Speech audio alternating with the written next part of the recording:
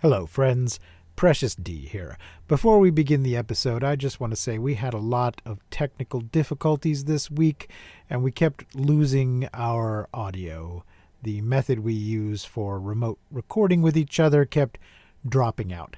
I have tried to piece the different sections of audio together as best I could, and I hope it's not too much of a problem for you while you're listening. Also, throughout this episode, we refer to the movie as Dinosaurs. That is not the title of this movie. It is Dinousaurus. Sometimes your brain just fills in what it expects to see. So if you're looking for it, it is Dinosaurus with an exclamation point. Thank you and enjoy the show. 1, 2, 3, 4.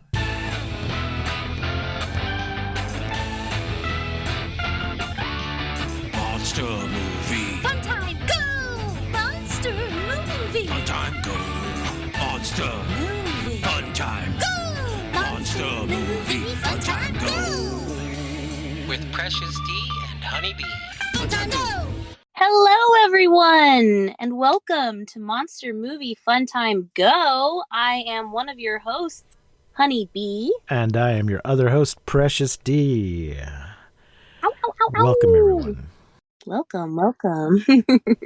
Honeybee, today we're talking about a dinosaur movie, and I was hesitant to put this movie on our list. Mm-hmm. I just have this feeling, and I don't know how to articulate it exactly, that dinosaur movies are not the same thing as kaiju movies. Yeah, I mean, that makes sense, totally. Even though many of our kaiju are meant to be some sort of dinosaur. Yeah. They're usually, though, a made-up dinosaur.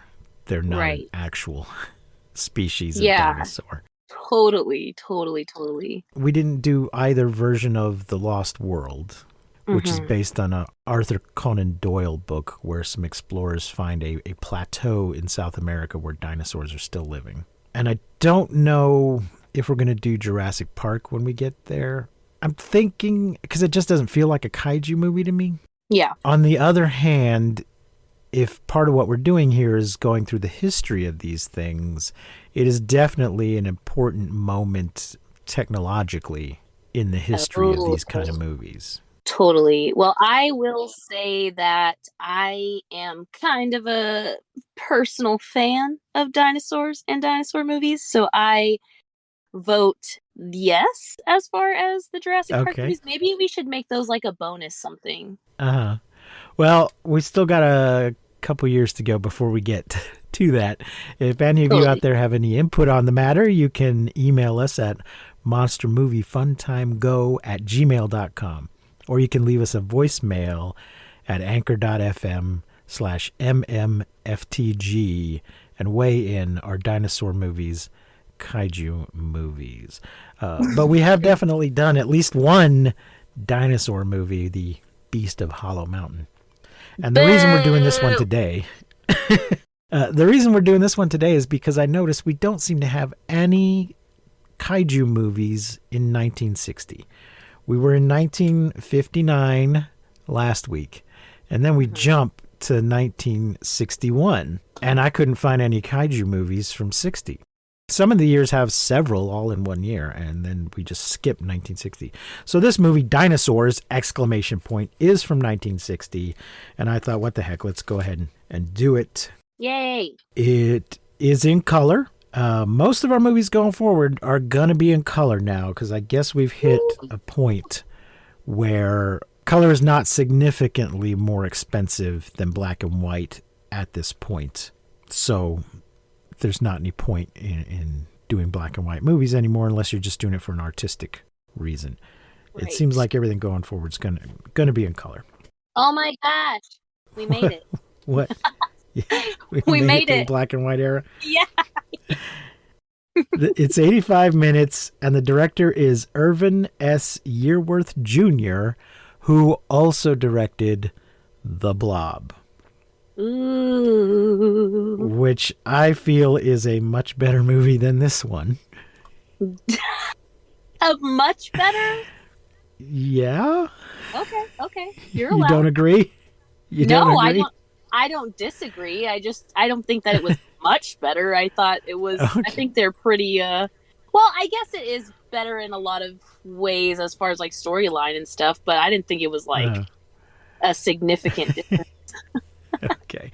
He did want Steve McQueen to return to be in this movie, but Steve turned it down in order to make The Magnificent Seven, and I think he made the right choice there.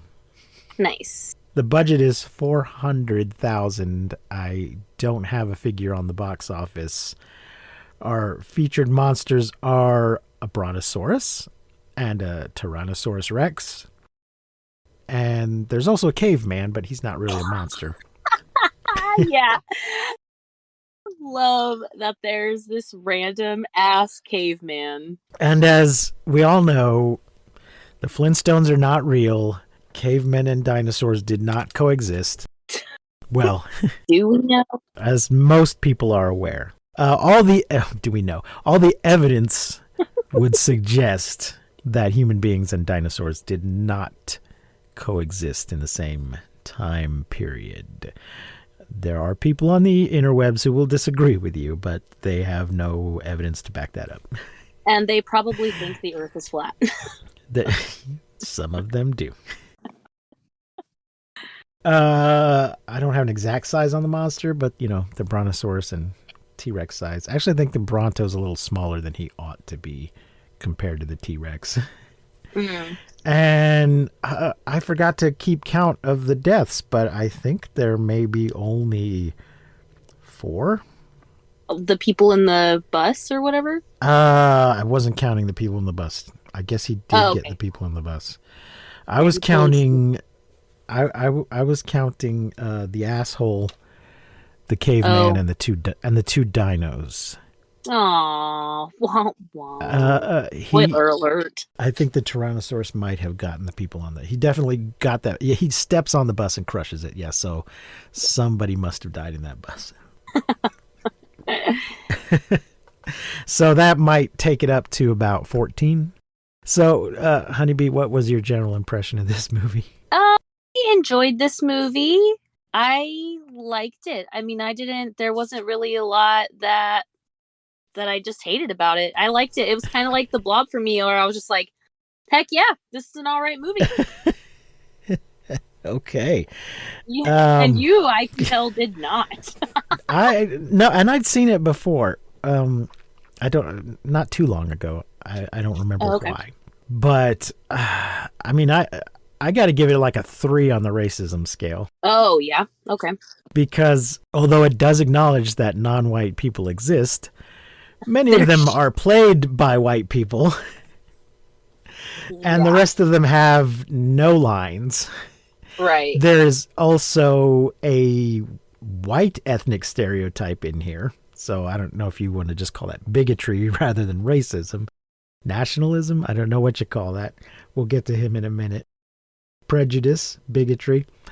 And then there's a sort of stereotype of the lazy black man that is just sort of a glancing drive-by stereotype. So, yeah, it's got at least a 3.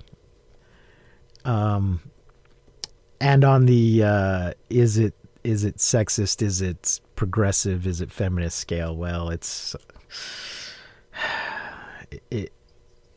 not good. It's not good.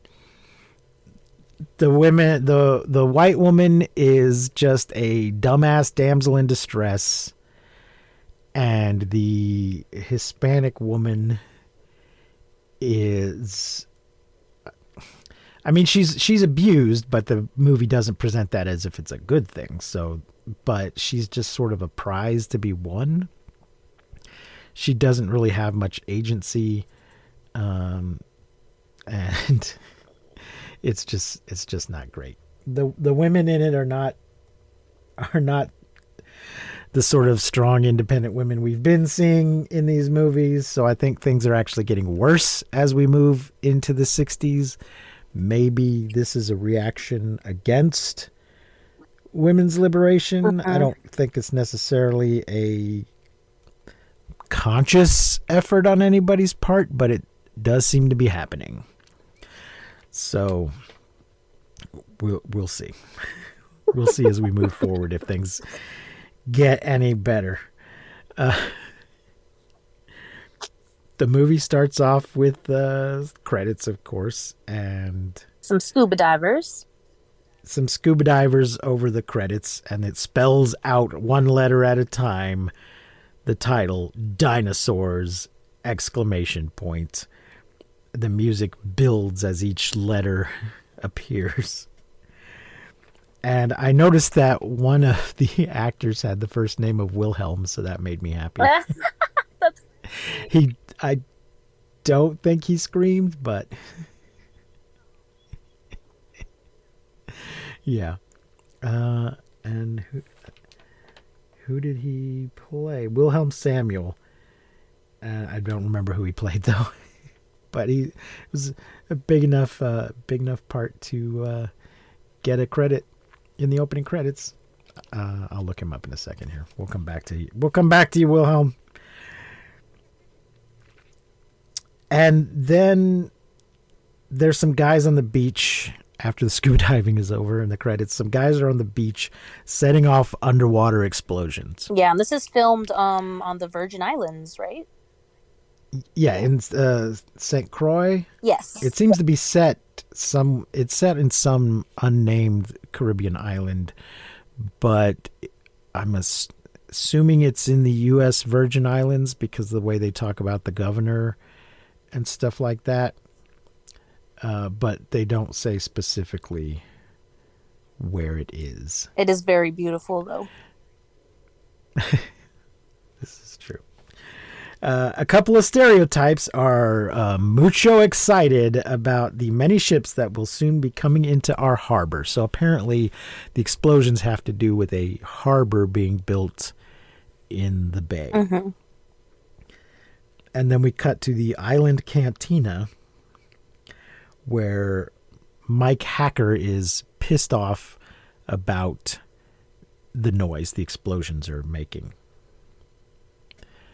And it is never clear to me why Mike Hacker, which is not a Hispanic name, but it is a white guy in brown face putting on some kind of an accent, which is inconsistent. And he is the island manager. Question mark? And he seems to be. What the fuck is that? Yeah. What? I don't know. Okay. Well, in the U.S. Virgin Islands, there's a governor over all the islands. Mm-hmm. So I guess maybe it's kind of, I guess this island itself is not large enough to have a mayor, but there's just some sort of appointed island manager. I don't know if this is a real thing. I suspect it is not. Right. Yeah, I felt like, But- what? I think but- this is made up because this doesn't really make Yeah. sense. Like, island, it's not a business. Like, Yeah.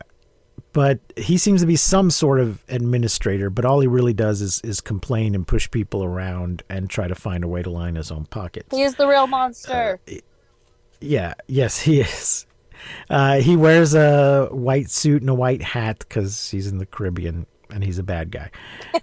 And, but it is not at all clear to me why he is opposed to the harbor. He seems to be opposed to the harbor, which appears to that it's going to bring in a lot of business to the island, and this will be good for the local economy.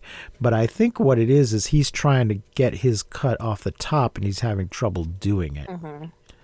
So he's trying to compel these guys that are building the harbor into bribing him, maybe, but they're not having it. So he's just being obstructionist because he's a dick. Anyway, we meet Senor Bart and Dumpy and Julio. Dumpy is so Bart and Chuck are the two youngish, handsome American white guys. Yeah, the white who are- saviors of the film. Exactly. They're heading up this project. Mm-hmm. Dumpy is some sort of a foreman or on the project, who's a little bit older and obviously dumpier and doesn't have enough self-respect to say, "Don't call me dumpy." Yeah, and is also just kind of dumb a little bit. Yeah. Like he's kind of played Yes. in this like really dumb way. Yeah, but he's but he's a nice guy, and everybody's made friends with this little kid, Julio, who we have seen him in other movies, not the actor, but he is totally Panchito. Panchito and Juanito. And Juanito, yes, he could have been played by the same actor, but he is not. Yeah. I think the guy that plays him is not Hispanic. Because his real last name, let's see, where is it? He goes by Alan Roberts, but his real name was Alan Robert Costello. And Costello is either an Irish name or an Italian name. It's originally Irish, but there are some Italians that have that name. He looks like he could be Italian. Well, I am Hispanic, and I have a very white last name. That's true. But I don't have any more information about him, but I'm just guessing by the quality of his accent that he is not actually Hispanic. I have a Hispanic last name and a very white face. So Yeah. what are you gonna do? What are you gonna do?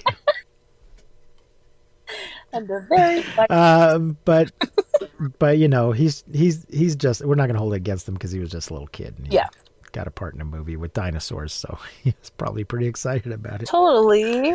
But Hacker is, we find out through the dialogue that Hacker is Julio's guardian, but it's not at all clear why he is his guardian. Yeah. And Just his dad died and some reason Hacker got him. Maybe because he's the island manager, and so it's like, hey, there's this orphan. It's your job to take care of him. And of course, he abuses him and pushes him around throughout the movie and makes him do child labor at the cantina that he apparently owns. And he is responsible for the local help not showing up to work today. Not sure what he did to make them not show up, but they didn't show up. So they're going to be behind schedule on this whole harbor thing because Hacker's being obstructionist. And a boat starts heading into shore. And there's still charges out there in the water. They're not done blowing shit up. And so they're waving a red flag, trying to wave the boat off. It's Betty, and they're yelling, Betty, Betty, turn around. And Betty is a dumbass. She's just waving back at them. She's like, starts like pantomiming or like charading that like, food, I brought lunch. Yeah, right. But apparently to her, red flag is not a red flag in any way. She just comes charging in, hits a charge, and gets blown into the water. No, she doesn't get blown into the water. It just kind of blows up, and then she like, yes. Yeah, and then what's his name? Bert kind of rolls up to her and is like, "Hey, you crazy ass! What the hell are you doing? That's right. We tried to warn you." And she's like, "By taking a shot at me," and then just strips to her skivvies and jumps in the water. She does. She jumps in the water because the portable ice box is what she's calling the ice chest that she's brought the food in, fell overboard. The explosion didn't damage the boat, but it did knock the ice chest into the water. So she jumps in after it. He said skivvies. I think she was wearing a swimsuit underneath. Oh, I wasn't sure if that was like a swimsuit or like one of those Core City type things that you wore under your things in the 60s. It appears to be a one-piece black swimsuit that she just happens to have on because, I don't know, she lives in an island and you might want to go swimming at any moment. It really doesn't make sense that she was wearing it. And we do see a lot more male skin in this movie than we do female skin because her swimsuit does cover up pretty much everything. Yeah, totally. But Chuck is constantly taking his shirt off. And Senor Bart takes his shirt off right now to jump in after her. And when she's diving, she sees the dinosaur. So at I got 8 minutes and 22 seconds. 8 minutes. Yeah, 8:19 is what I got. But yeah, Nice. About then she catches a glimpse of the dino. Oh, but before that, is it Dumpy? He's like, Chuck and Dumpy are watching, and Dumpy's like, "Ain't love strange?" The way he loves her, so he just goes swimming out to her when, an explosive goes off under her boat. And now they're just swimming in water that is really dangerous. Yeah. Yes, it's full of debris because they've been setting off explosions. But she sees the dino. It's the Tyrannosaurus, I believe, which at this point is appears to be frozen underwater, and she immediately faints underwater. Ugh, annoying. She's so scared she just passes out underwater, and Bart sees he doesn't see the dinosaur, but he sees that she's incapacitated, so he rescues her. Because she's just a helpless. Yeah, she's just a helpless female. And how did he not see the dinosaur? Come on now. Yeah, because he was busy watching her butt as she swam, I guess. I don't know. Her very covered butt. Yes. And then we cut to the beach where he is giving her very old-fashioned resuscitation. Okay, is that what was happening? Because I was like, what the fuck is happening right now? Yes. Why does he have her turn over that way? Yeah, so the way it would have been done back then is to lay the person on their stomach and push on their back. I think on the small of their back to pump the water out is the idea. Oh God. Rather than what we would do these days of having them laying on their back and breathing into their mouth. Did that work? I mean, there must be some reason why the technique has changed. Yeah. The other technique must work better. Yeah.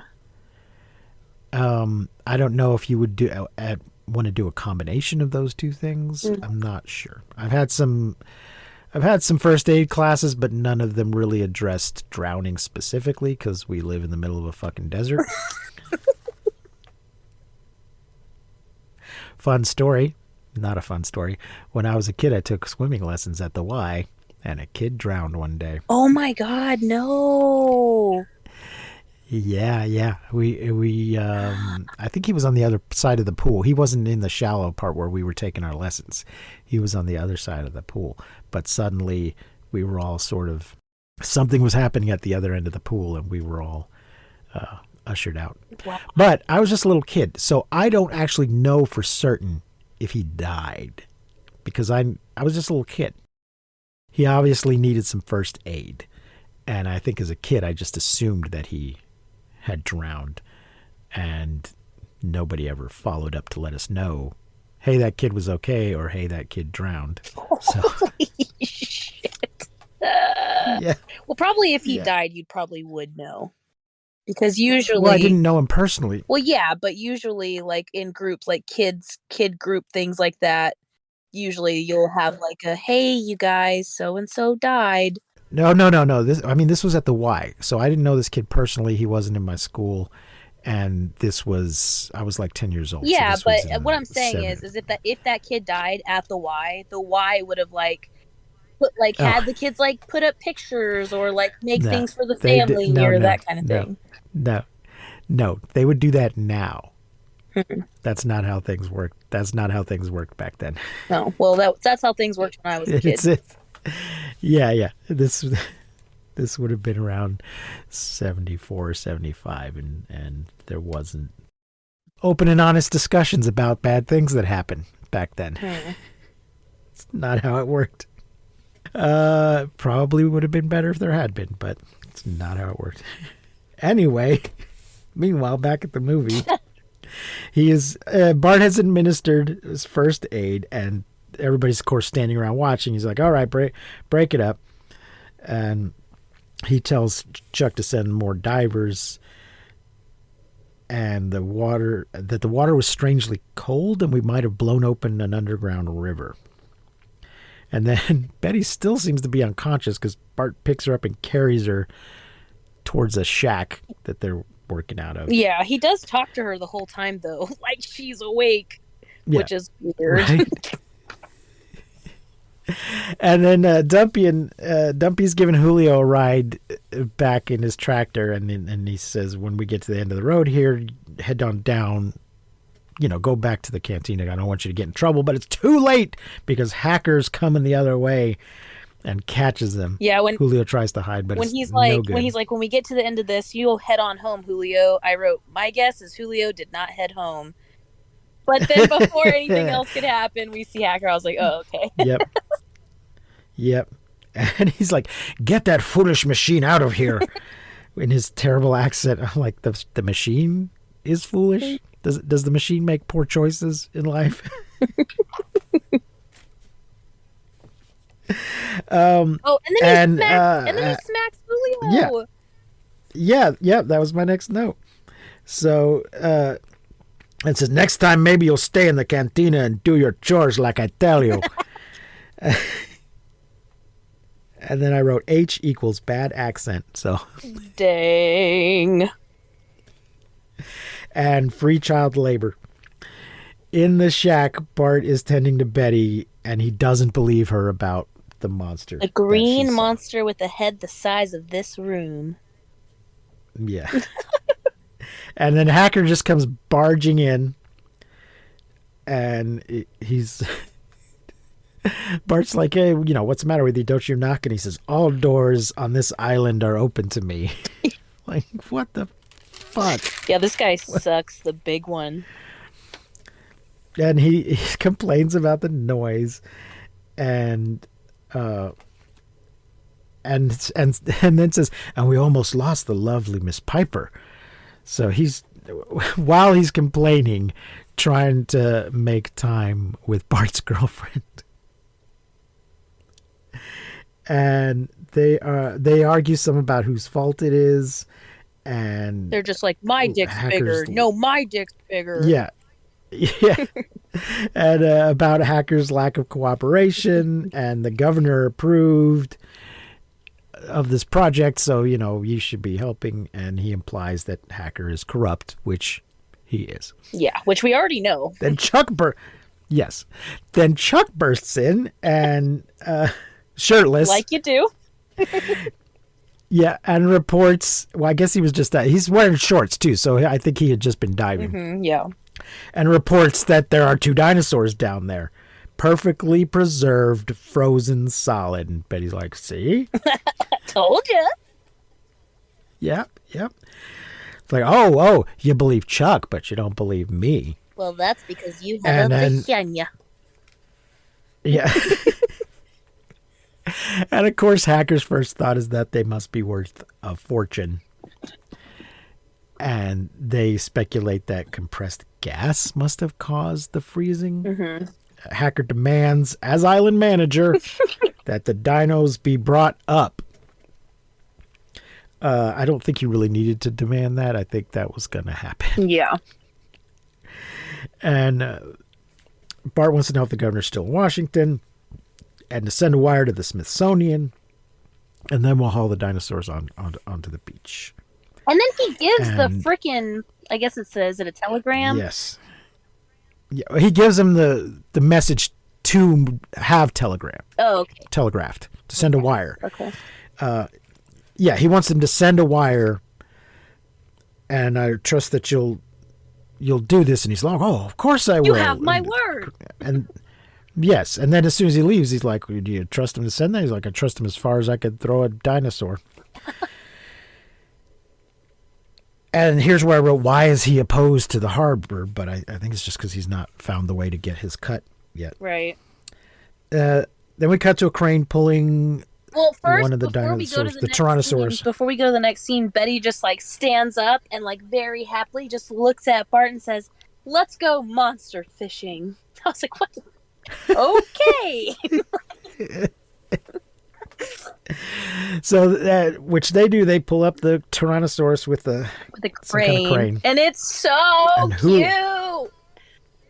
When they're first pulling it out of the water, because it looks really small when they're first pulling it out of the water, I was like, oh my god, it's so cute.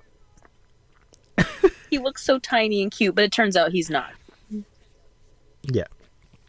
Oh, at this point I should mention that the dinosaurs in this movie are a combination of stop motion and puppets, and also a sort of life-size, just part of the dino's back that people will be riding on later. He got a dunk, he got a dunk, he got a dunk.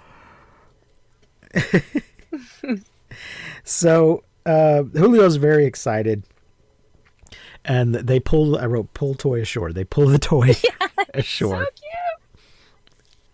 Because they've just done some forced perspective or some split screen or something. Right. They haven't built a life-size model of the thing. Yeah. And they're all like, thank goodness he's not alive. And I wrote, not yet. Julio asks, are you sure his eyes are open? And he's like, oh, he just sleeps with his eyes open. Yeah. And the next one is even bigger, somebody says. And then later, they just cut to it. They've already dragged the Brontosaurus on the beach. They don't make us sit through all of that again. And it must weigh 50 tons. Betty is still drying off at this point. Still in her swimsuit, still has a towel around her. Seems like she's still drying herself off. Julio is pointing out that the Brontosaurus they pulled up is not mean. He's a herbivore. He's herbivorous. Yeah. So he pronounces, he's an herbivore, but he's herbivorous. Yeah, but he's only read this on like something like what does he call it? A cereal box. Yeah, that's what it is. So he probably never heard the word being spoken before. Yeah. He also, of course, he has an accent. He has learned a lot about dinosaurs by reading the backs of cereal boxes, and he has sent in the box tops to get toy dinosaurs in the mail. That's a thing that still happens, but it used to happen a lot more often. Yeah. And sometimes there would even be a prize in the box of cereal. Ooh. I haven't seen that in a long time. Me either. So I don't know if they still do that. Let's see. And the dinosaur is cold.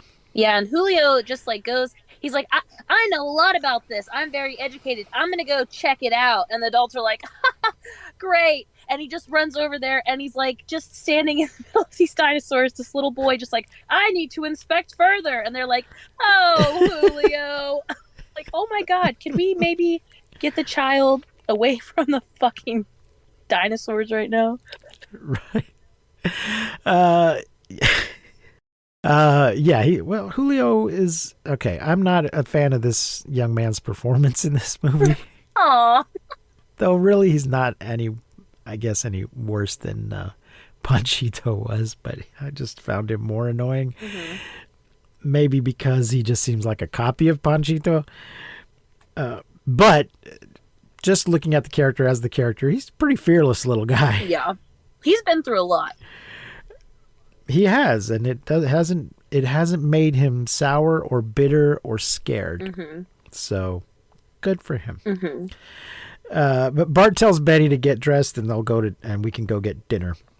Yeah, is it Chuck that asks if they should leave a guard for the playmates? Yes, our two playmates. Our playmates. Yes, even though no one could walk off with them, we should leave a guard anyway. So here's where we meet O'Leary. Which Chuck gets O'Leary. Which I guess O'Leary needs to start being a bingo square because this is starting to happen a lot. We could name the bingo square LOL Drinky. Yes. So O'Leary is a Irish stereotype of the drunken Irishman. A Chuck Get O'Leary, a raging stereotype is what I wrote. A raging And stereotype. not that he's raging, just No, that the stereotype is raging, because that's they just go in 100% on this. Oh, Faith and Begorra, I'm Irish and I like a drink, and oh, those dinos are real. I thought they were the DTs. Because alcoholism is funny. LOL. Yes, the delirium tremors used to be hilarious. That's when you, boys and girls, when you drink so much alcohol that you have hallucinations. Yeesh. Stereotypically, you would see pink elephants. Gross. Uh, So we leave old Drinky to babysit the playmates. yes. And I'm sorry, I was trying to look up the DTs. You're trying to look up what? The DTs. Oh. Delirium tremens. Sorry. Delirium tremens, not tremors. They're not earthquakes. Tremens. Delirium tremens. Rapid onset of confusion, usually caused by withdrawal from alcohol. Well, he's not having withdrawal. He's having a drink right now. Yeah, he has a fucking flask in his hand. Yes. Which I was confused when he said, I thought it was the DTs. I was like, you aren't DTing because you have a flask. Oh, maybe that's... Well, no, that's probably why he went to get the drink. Yeah. Oh, I'm seeing dinos. I better top myself off. And he even says so this the is not the hallucinations first will time go that away. he's seen dinosaurs either, so... Yes. Yeah. So he's got it pretty bad. But it's funny. LOL. Bart picks up Betty and they drive off, hoping to beat the rain into town. And Hacker lurks nearby and discovers a human body covered in mud on the beach. Mm-hmm. And drags it into the bushes and hides it. And covers it up with other bushes to keep... Yeah, yeah. God. I was Because- like, holy shit, this guy sucks so bad. What's crazy about this is, like, right when he's doing this, there's, like, some thunder and lightning, so it's about to start storming, and I'm thinking, like, Yeah. he's gonna hide this, but it's storming. Like, he's hiding this person, he's putting shit on top of it, but the storm is obviously gonna, like, wash it all away. Yeah. Isn't very Yeah. thought out. I don't know. Well, he seems to have instantly realized that a caveman has also somehow been dislodged by the explosions, and this could be valuable, so I better hide it and come back for it later. When you were- This must be his first thought on finding a dead body on the beach. Yeah, that's what I was gonna say. When you were watching this, did you think, like, oh, caveman? Because I didn't. I don't remember because I had seen it before, and I knew there was a caveman in it. I So thought, like, oh no, I don't remember is what I this? thought. I never saw the caveman coming. Right. Yeah, I don't remember what I thought the first time I saw the movie.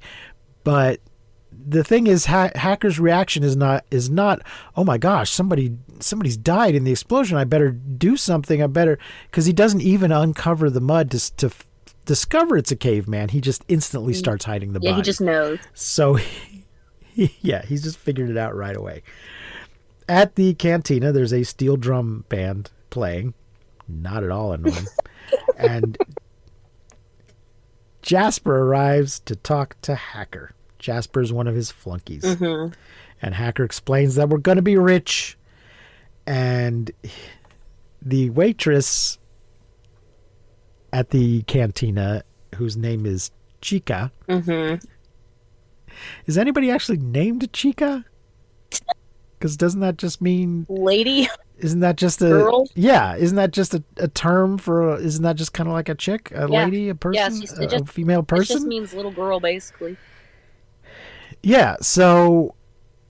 But I think everybody calls her that as if it's her actual name, not just a nickname. I know. He does call her his little tamale. Yes, I was going to get to that. Her nickname is My Little Tamale.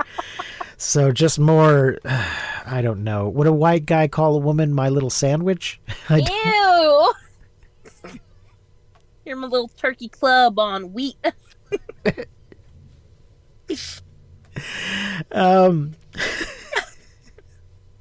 just struck me as an odd thing, as something that a Hispanic person would probably not call another Hispanic person. It was a thing a racist writer writes for somebody to call somebody.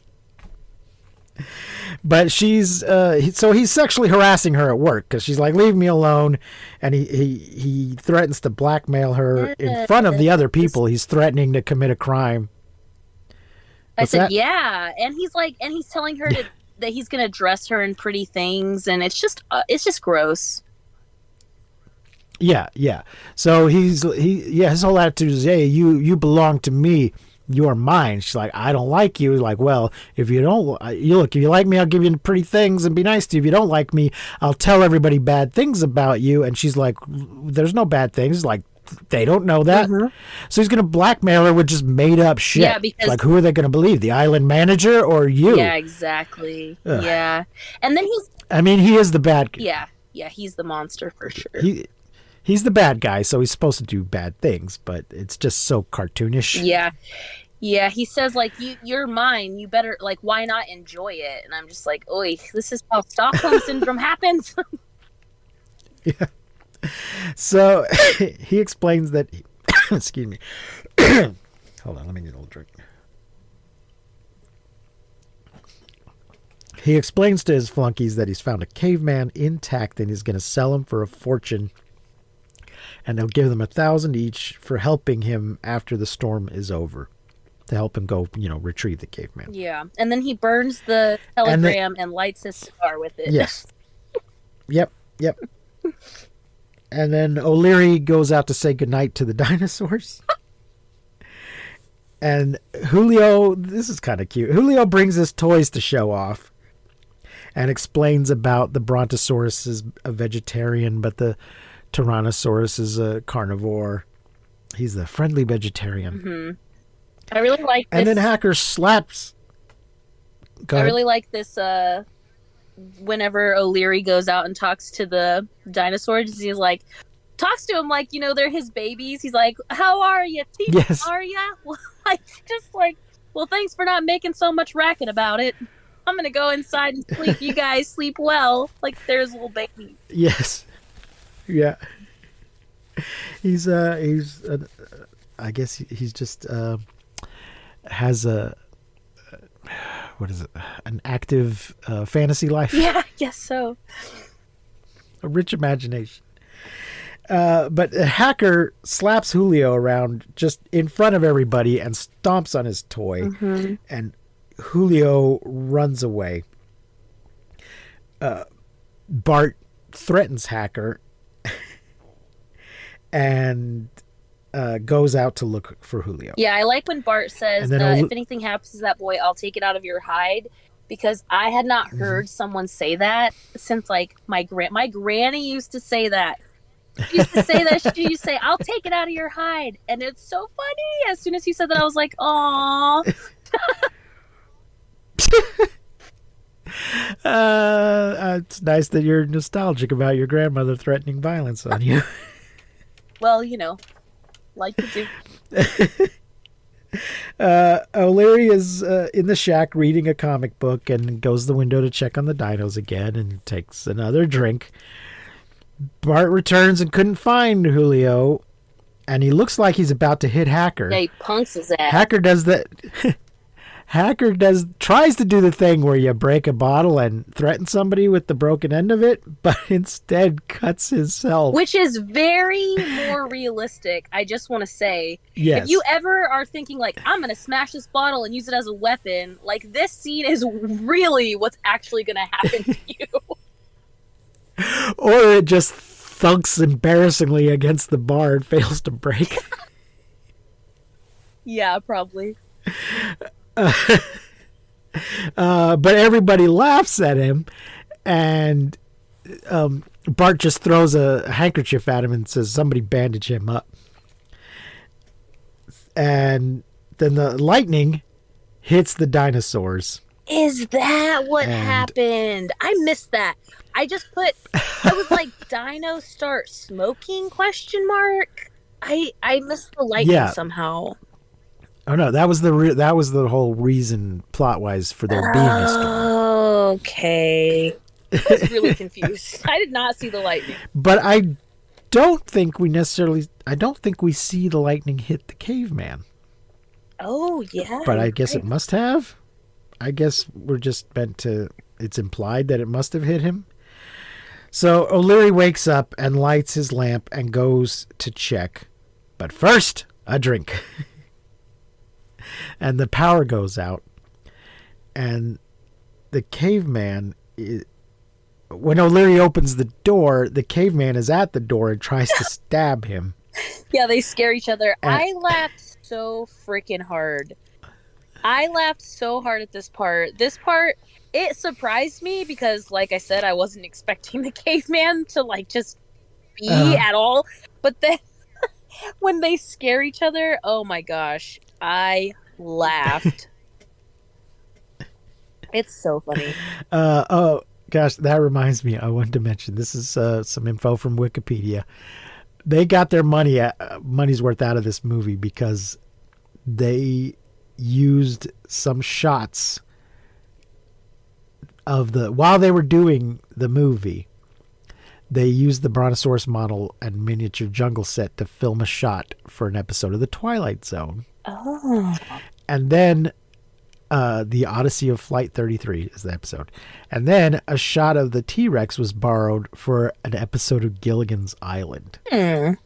Where Gilligan dreams that they're all the castaways are all cave dwellers living on the island back in the Stone Age.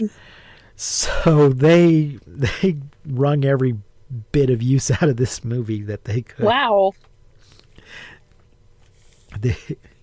Just the caveman made me think of that because of Gilligan's dream, they're all cave people.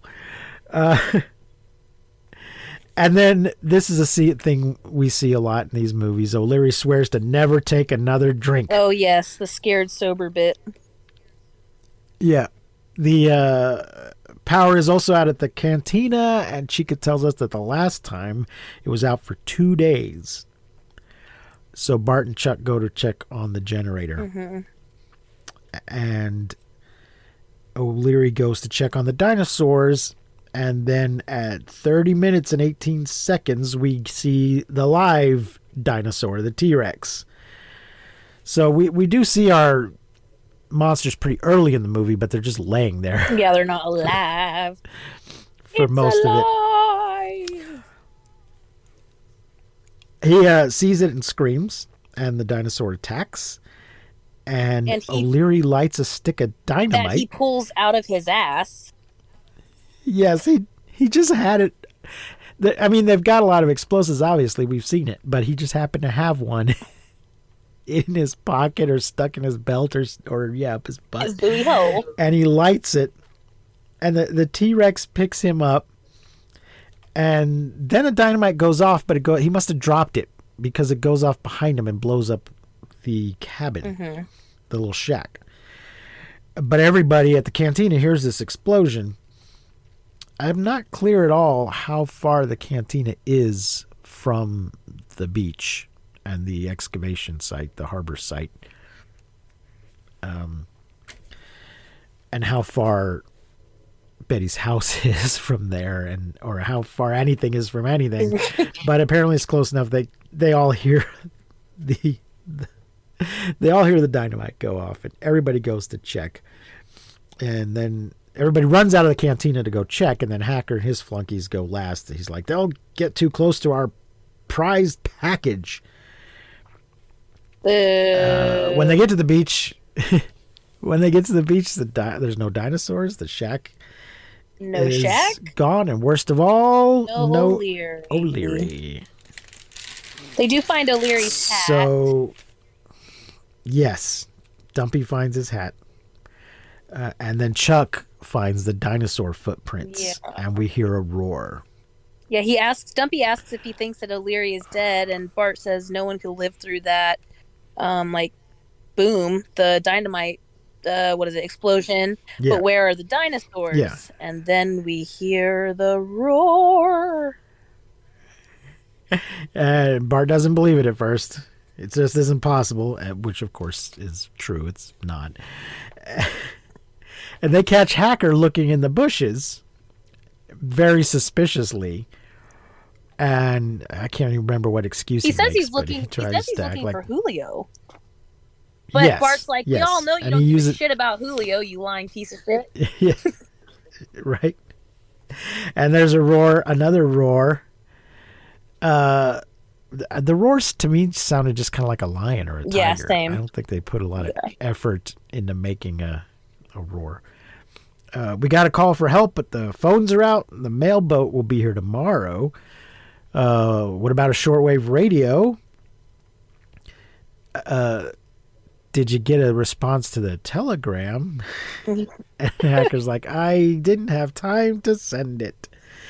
But Betty mentions her father has a ham radio, which might be working but might not because he's always taking it apart and working on it. But we should go check. Mm-hmm. Bart asks Hacker if there's any guns. There's just a few. And an old cannon up at the old fort. So Chucks gets the idea that we could hold up at the fort and we could widen the moat and set it on fire. Fill the moat up with oil and set that on fire. Mm-hmm. So Bart says that's our best idea. Get the bulldozers and head up there and tell everybody you meet on the way. This is sort of a rare occurrence where nobody says, no, don't tell anyone. We don't want to cause a panic. Yeah. They actually say, yes, tell everybody you see they need to head to safety. There's dinosaurs running loose on the island. Mm-hmm.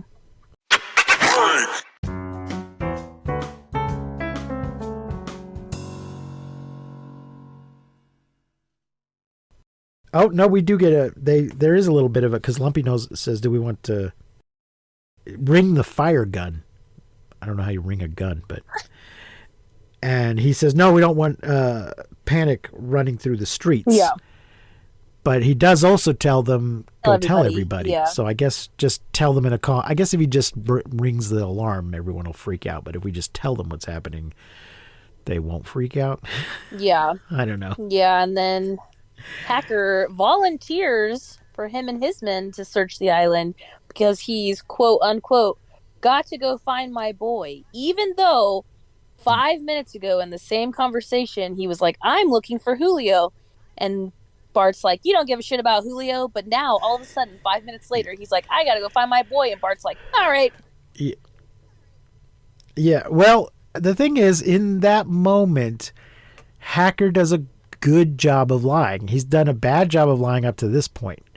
But the actor actually plays that scene sincerely. So... Bart believes him, and Betty believes him too because she says, "See, nobody's all bad." Well, yeah. Earlier in the movie, Betty was like, "Aren't you being kind of hard on Hacker?" Like she's always kind of trying to be the balance there for whatever. Seeing the good in people. In fact, he even convinces his two idiot sidekicks, flunkies, that he's looking for Julio because they believe him. Mm-hmm. It's not till later. He's like, we're looking for the caveman, you idiots. And then little hot Tamale comes up and says that she knows how to make pipe bombs. Yep. Molotov cocktails.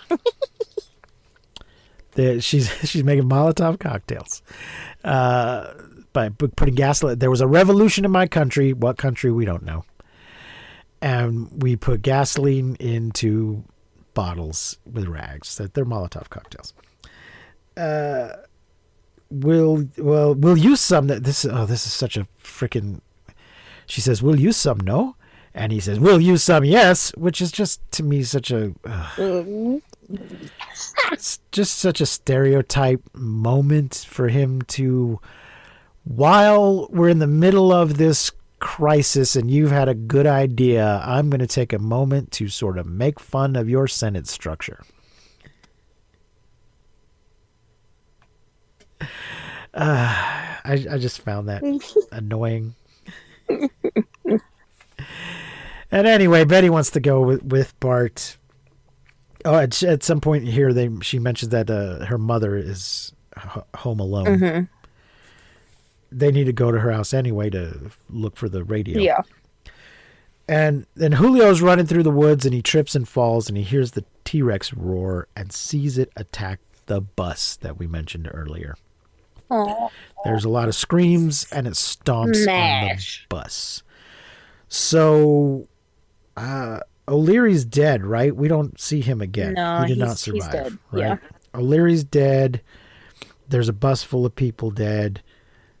Hacker's going to die, and then 2 dinosaurs and a caveman. So, yeah, we don't know how many people were on the bus. And I'm not going to go back and count them. Yeah, it was like 4 or 5. I think if I paused it, I could see how many people were on the bus, but I don't care. Yeah. The caveman approaches Betty's house. Again, no idea how close Betty's house is to Anything. the shore. Yeah. But he peers through the window and tries to get at the food he sees on the other side of the window, and he doesn't understand how windows work because he's a caveman. And the mother, this is also such a... the mother hears this and comes to see if Betty, it's yeah. Is Betty, that you, Betty? and she's wearing some sort of face mask, Yeah. an old-fashioned beauty. Well, people still do Yeah. this. She put some kind of product face mask. on her face, some kind of mud pack. Yeah. She put some sort of mud pack on her face so that when they see each other, they both scream. Which is hilarious.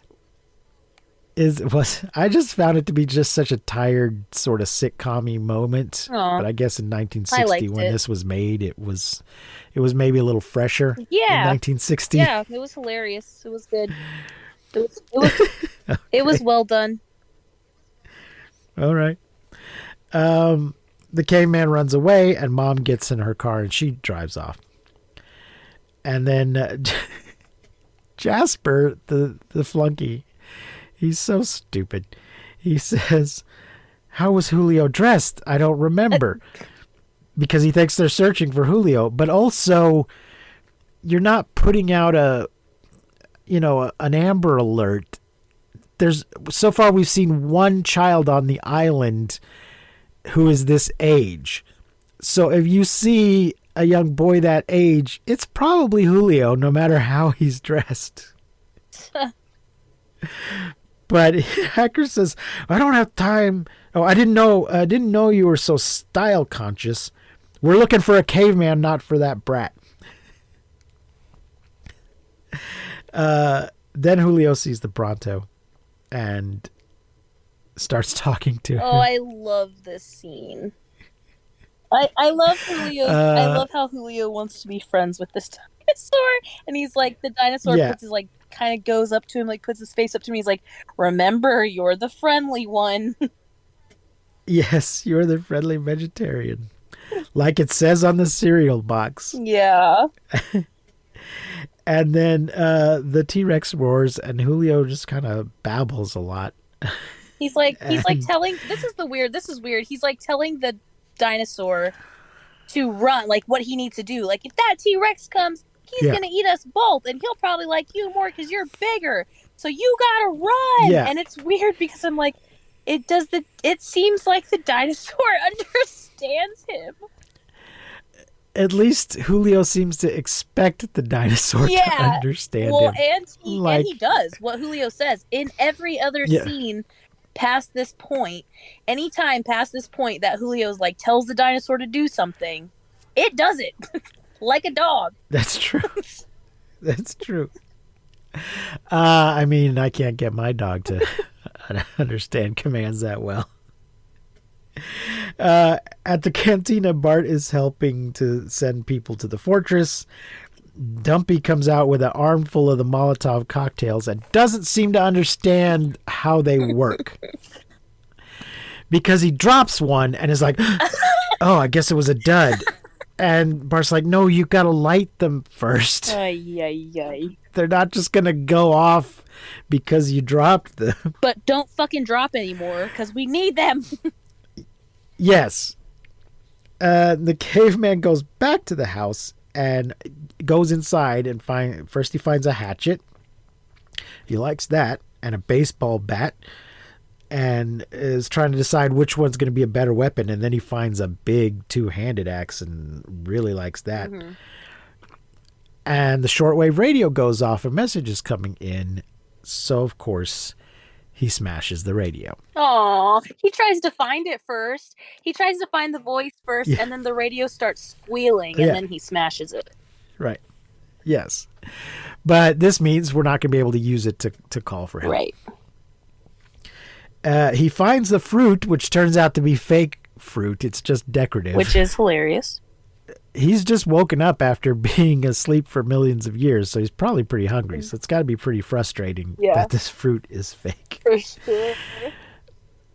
But then he gets scared by the mirror and smashes the mirror, which I wasn't buying that because cavemen still see their reflections in water and stuff, and I think he should be able to understand what... Even if he's never actually seen a mirror, I think he should have some sort of an idea what a reflection is and not instantly destroy it. But well, he didn't instantly destroy it. He tries a few times to understand what it is. I think it'd be weirder if he just saw the mirror and was like, "Oh, that's me." No. I think that's the second mirror. No, the first mirror too. He steps in front of it and hides, and then steps in front of it and hides, and then peeks around and then hides. He does a little bit. Yes, he was almost doing a Marx Brothers routine by himself, but he smashes it and then he pokes the chair, and then he tries to eat a book, which I thought that was the weird thing, but and then sees the words and sort of wonders what those are and throws it away, and then he exits the room, and then we just hear a bunch of banging and stuff, and then a toilet flush, and he comes running back out of the other room, terrified by the toilet. Yeah. I wasn't sure. I wrote, did he flush a toilet? Because it didn't sound like a toilet to me. I was like, what the hell? I mean, that's what I thought it sounded like. Yeah. Yeah. And then the T-Rex is T-Rex is roaring, and bulldozers arrive at the fort, and Chica is riding with Chuck, and the villagers start arriving, and then there's the puppet T-Rexes walking along, and then Hacker is at a mine. There's a mine. I think this is the first time we're seeing it. And thinks that it comes out of the mine. The caveman's not in there, and the back part of the mine is filled with water. But Jasper thinks, well, where else are you going to find a caveman except in a cave? I thought this joke was kind of funny. I love this joke. Hacker says, I didn't know you were an anthropologist. And Jasper says, not a very good one. I haven't been to church in years. I thought that was funny. So, this whole movie, though, is just the tone of it is kind of like just an extended sitcom episode. So he's not in there, so let's start looking in the houses. Then we cut to Betty, Dumpy, and Bart all in the Jeep, and they've warned everybody they could find. All that's left is Betty's house. Dumpy starts to light a cigarette and then realizes he's got an armful of gasoline-filled bottles. So he stops. The caveman in the house is looking at a painting and finds another mirror, but figures it out this time. And then starts trying on clothes. Well, he's holding some clothes up in front of him, and then he looks at this other painting that's of a pretty lady and is comparing himself to the painting of a woman, and so then puts on a dress. I was really sad that no one gets to see him in the dress. I was really upset about this. I wanted him to be discovered in the dress, like the caveman in the dress, like frilly ass pink dress. Okay. So Julio shows up looking for Betty because he's just been running around in the jungle by himself up till now. Mm-hmm. He gets a banana from the fridge, and then the caveman almost kills Julio. But he just But takes the isn't banana even instead. scared. He's just like, "Oh, hey, bud, what's up?" He thinks the caveman must be a guest of Betty's and her scientist father. We never see the father. Yeah. And I can't remember if she said he was out of town, but we don't see him. But now we know that he is a scientist and a ham radio enthusiast. Mm-hmm. And so he gets more food. I'm sure Betty won't mind. And Yeah, he's like- offers to be his friend. He's like, "Funny, they didn't show you where the food was." Yeah. So, I don't know. Julio to me seems like both not too bright and way too bright at the same time. That happens. We all know people like that. So, yeah. But he offers to be his friend because Julio just wants to be everybody's friend. Yeah. And he starts getting food ready. Gonna make him a hot drink. Gonna boil, puts a teapot on. And the caveman just starts playing with the stove and being fascinated with the fire, and then has a hard time figuring out how a chair works. And then Julio tries to teach him how to use a fork. A car arrives. I think Julio seems to understand this guy's a caveman. Yeah. But he then expects him to use a fork. Yeah. He thinks it's his job to civilize him instantly instead of just letting him eat because he hasn't eaten in a million years or so.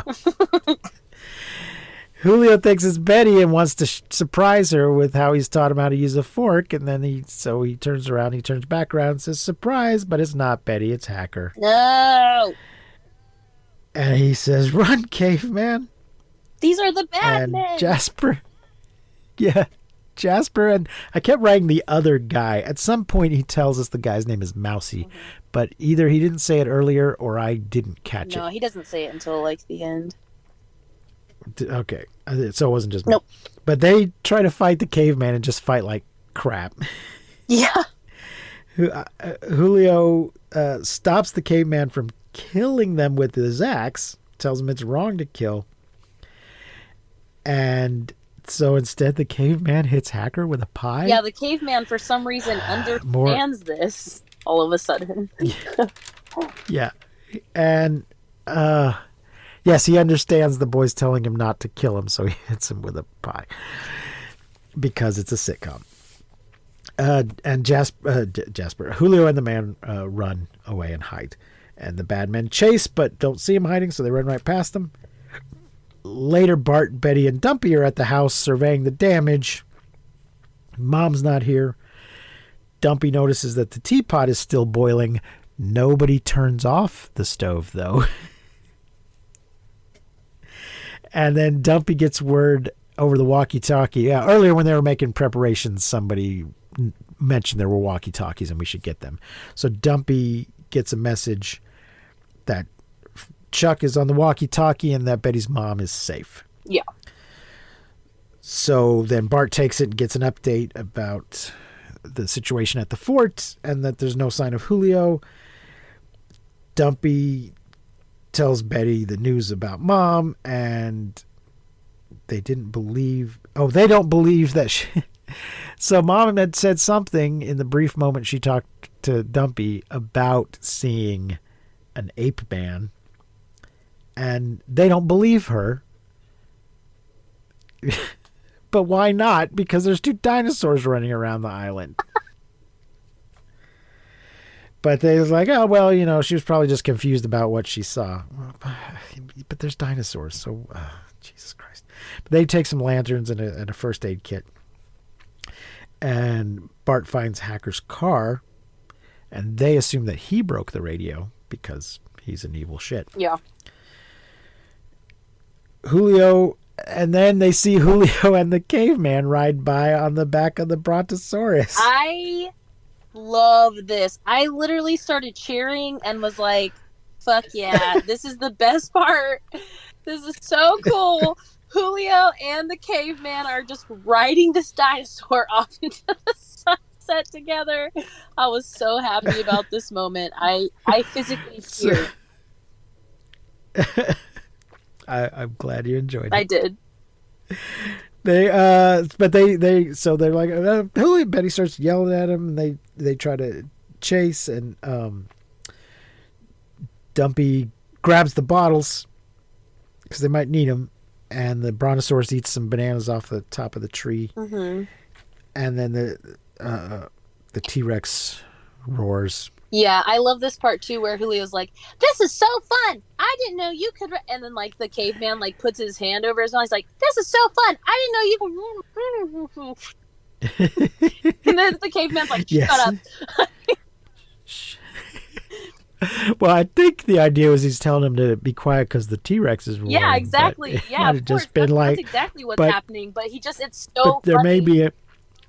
There may also be an element of like, can you just be quiet for a minute, kid? No, I think he's just like, something's coming. Like, shut up! Like, shush. Yeah. So, so Betty calls out, and then they're like, "Look behind you, Betty!" And the T-Rex. Yeah, here comes Betty See? with her shit timing as per usual in this film. She just really knows when to take it. Yeah, she screams and runs. The caveman dismounts to go help, and Betty trips on a vine and falls flat on her face. I mean, hard. Like, I felt bad for this actress. She fell hard. Yeah, it didn't look like a stunt. Did not look like a stunt person. She just planted herself completely flat on the ground. And the T-Rex picks her up, not in his jaws, but in his little tiny T-Rex hands. Little tiny hands. I think he had picked up O'Leary earlier that way. The caveman hits the T-Rex in the foot with his axe, and it drops Betty, and he catches her. I'm not sure how he was able to do that. Probably because he's the caveman, and in this movie, he was like living with the dinosaurs when they were frozen, so he like knows the deal. I just mean from his position hitting the foot in relation to her position being held in the arms. It just seemed like a difficult maneuver to me. But he does. He catches her. And Bart sees this and notes that he saved her life, but there's no telling what he might do next. Because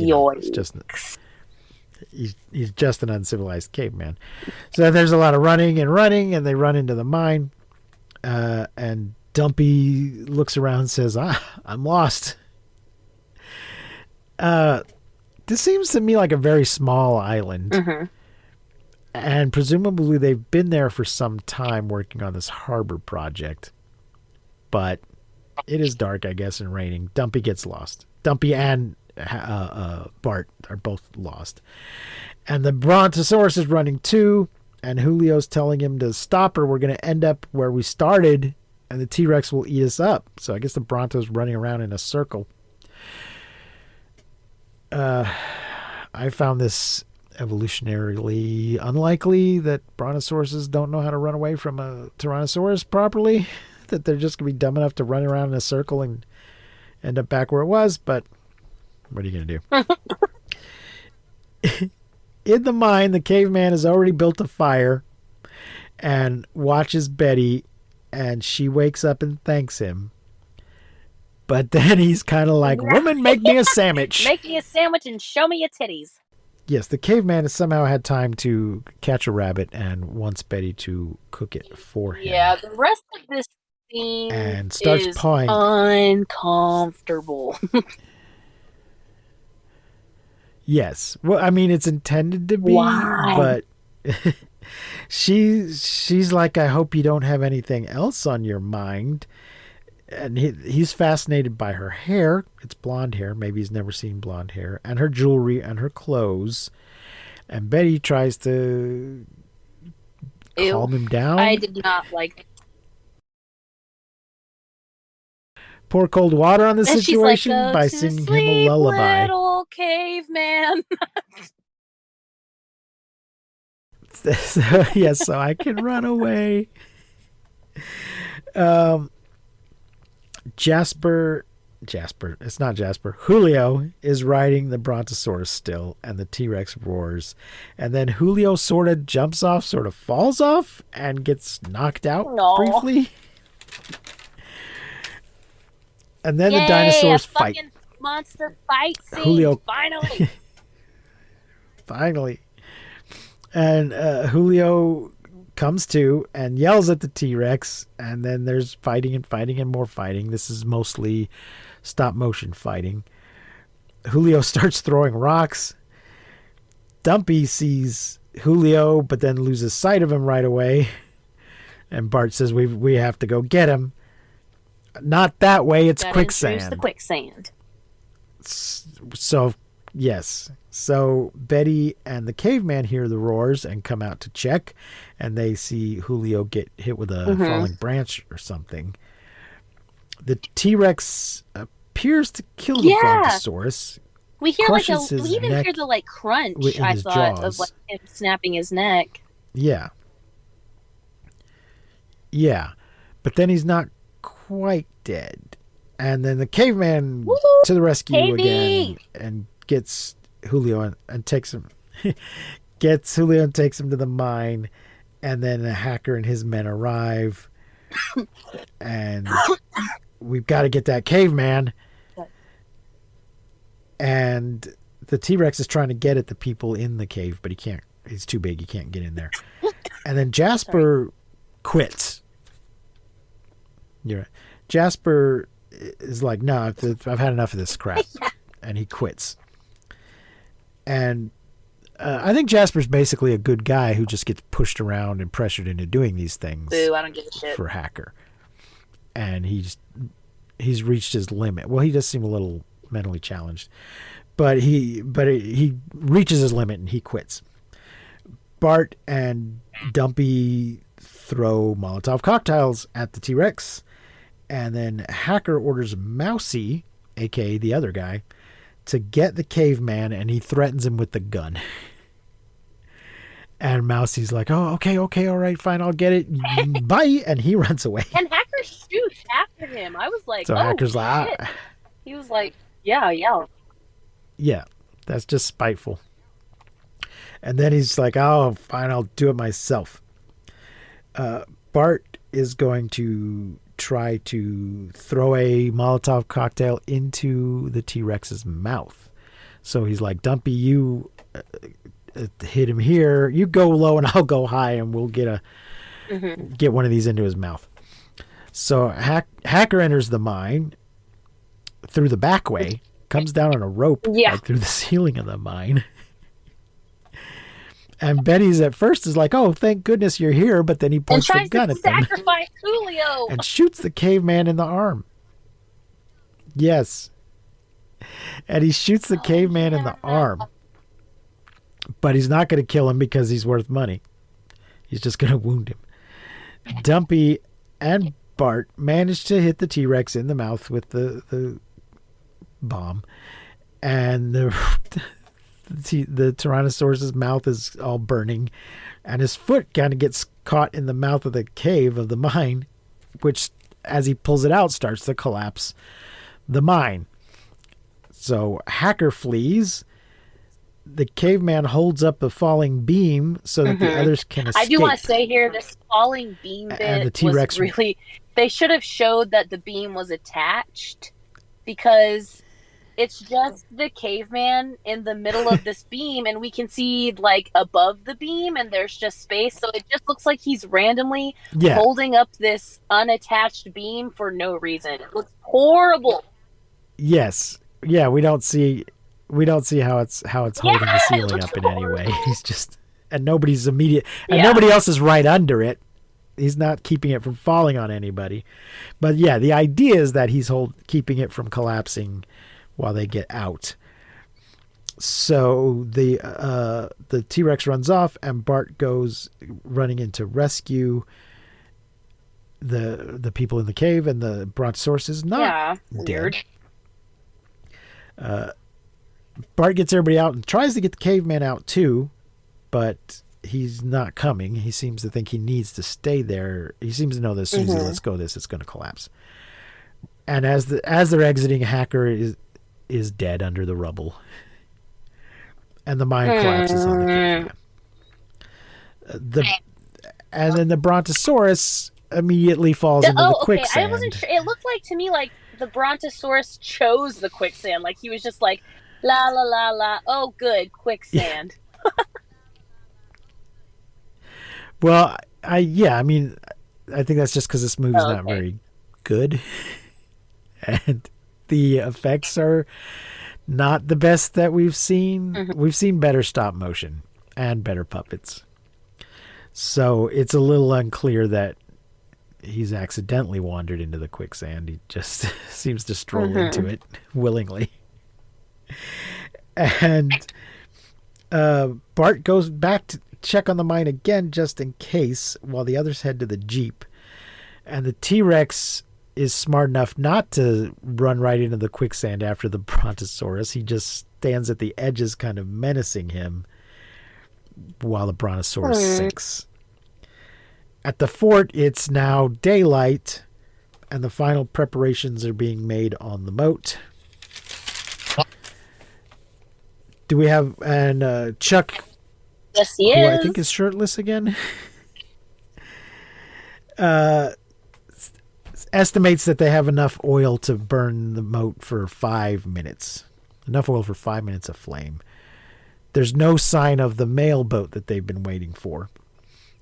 Julio is sad about the Brontosaurus dying, and the two ladies with names. I think we see some ladies in the background, but the two ladies in this movie who have names try to cheer him up, but he doesn't care about anything. He's like, you got to eat your growing boy. I don't want to grow anymore. I get sad because Julio has experienced And so much here's loss where in we his have life, this- like his mom, his dad, and he's like constantly looking for friends, and then he gets these two great friends, and now they're fucking dead. They're both dead. Also, I mean, he obviously was fascinated with dinosaurs and sees a real dinosaur, and it just, a half hour, an hour later, the thing is dead. So, many levels to Julio's misery. The mail plane might have he ordered another toy with the box tops. He ordered a toy plane with the box tops, and maybe that will arrive when the mail boat gets here. And he's like, I don't care about planes.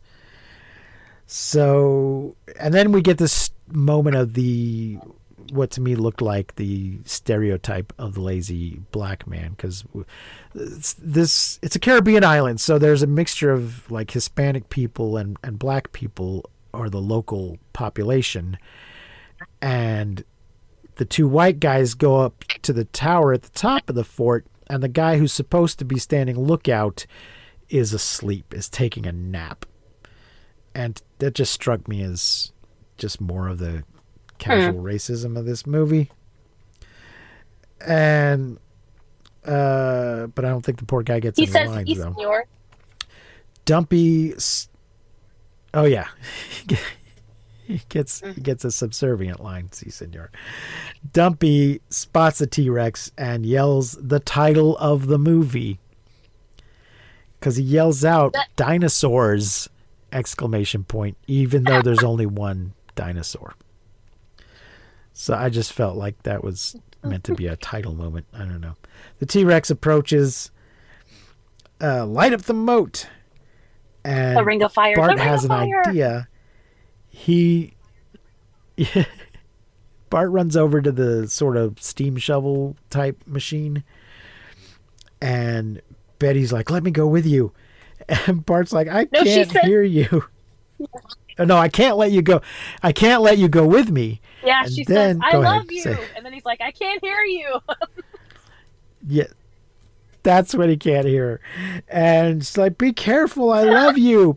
No response. I do too. I think he can hear her. Like, He just not ready to say I love you too. Her.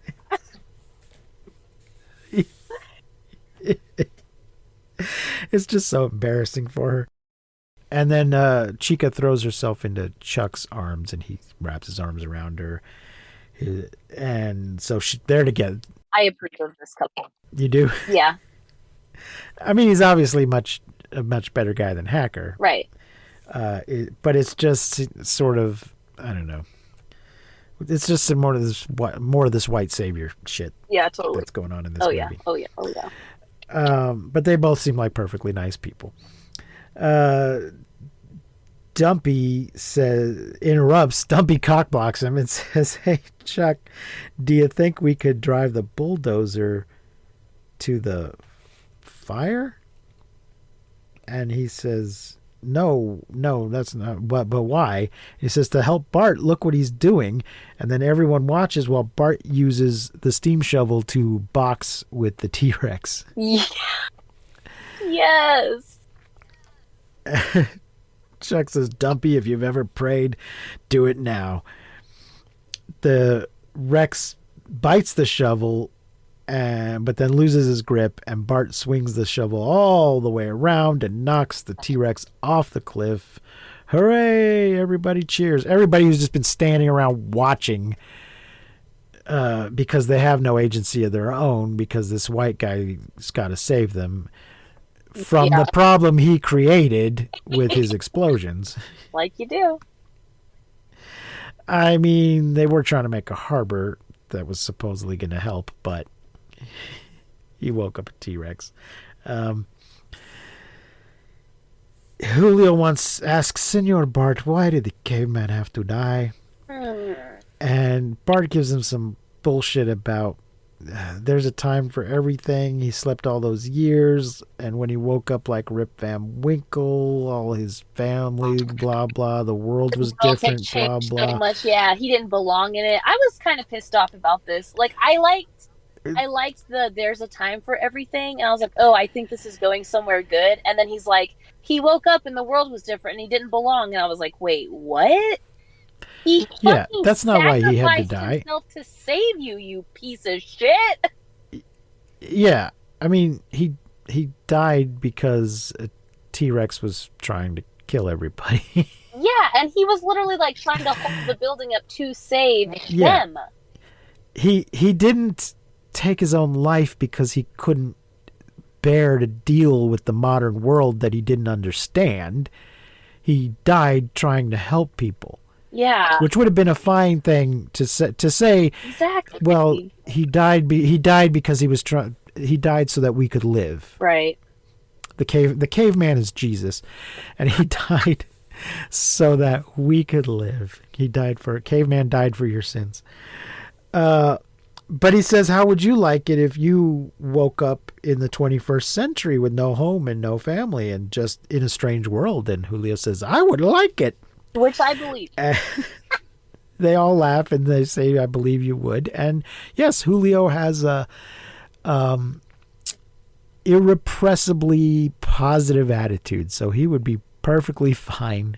It's just weird and this actor did live into the 21st century, so it's weird though. He made it there. Like this moment where he's like, why did my friend die? And they're like, they tell him this stuff, and then he's like, I would like it, and everyone's like, oh, Julio. And it's just like, wait a second, we just really gonna just like forget about KV? You guys suck. Yep. Yeah. Like, okay, you done processing your grief now, son? Great, let's all have a laugh. The boat arrives. They were waiting for the mail boat, but this seems more like a tourist boat. Yeah. I mean, maybe it's got the mail on it as well. Maybe it's also delivering the mail, but it's not exclusively a mail boat. Right. There's an English couple on the deck and a few other people, and everybody's waving at them. And he's like, oh, there's your tropical paradise, dear. She's like, oh, the natives are waving. Do they greet everyone like this? And he says, well, on a quiet, peaceful island like this, they probably have nothing better to do. And we cut to the T-Rex. Yeah, the T-Rex is underwater.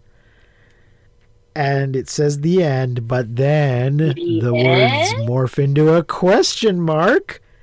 Just like the ending of The Blob by the same director. Hilarious. And the ending of a movie I have not seen, but is by the same director, called The 4D Man, which also ends with the end ? The end. So he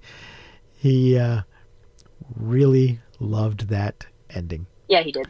Mr. Yearworth was not afraid to keep reusing it in films just a few years apart from each other. So there we go. There we go. Dinosaurs! ! I guess he also likes punctuation in his titles as well as in his end credit. What do you think? How many stars? I gotta give it a 2. I can't remember how I felt about it the first time I saw it. I just know when I started watching it, saying, "Oh yes, I did see this before, not too long ago." I bet Letterboxd probably knows how long ago I watched it. I just thought the effects were not that good. I found all of the humor just very dated and sitcom-y. Mm-hmm. And of course, all the brown face was unfortunate, and I did not find Julio as charming as you did. Yeah, obviously. I just found him kind of annoying. I mean, just on paper, yeah, he's brave and he's positive and friendly and tragic, but also very, very annoying. Yeah, I feel like I am Julio.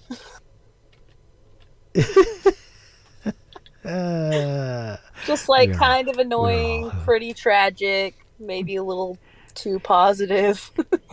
Aww. Aww. Aren't we all Julio? Yeah. No. Yeah, I did. I liked it in the sense of I like dinosaur films. That's a good thing for me. I love dinosaurs. And I did.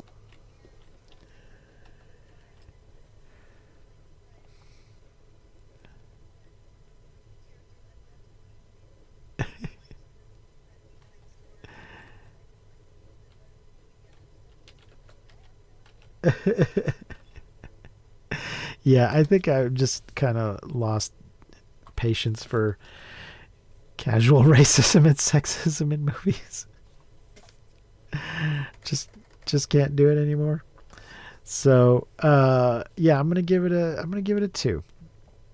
Gonna give it a 2.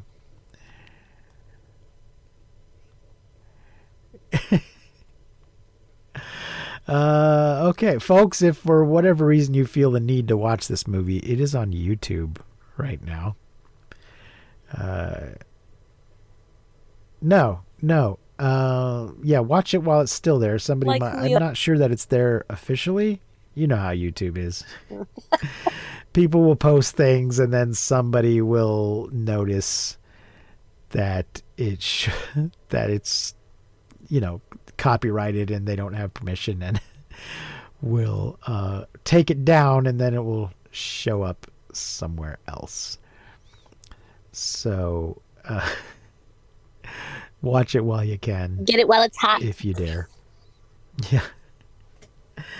I guess that'll do it for this week. Next week will be Gorgo from 1961.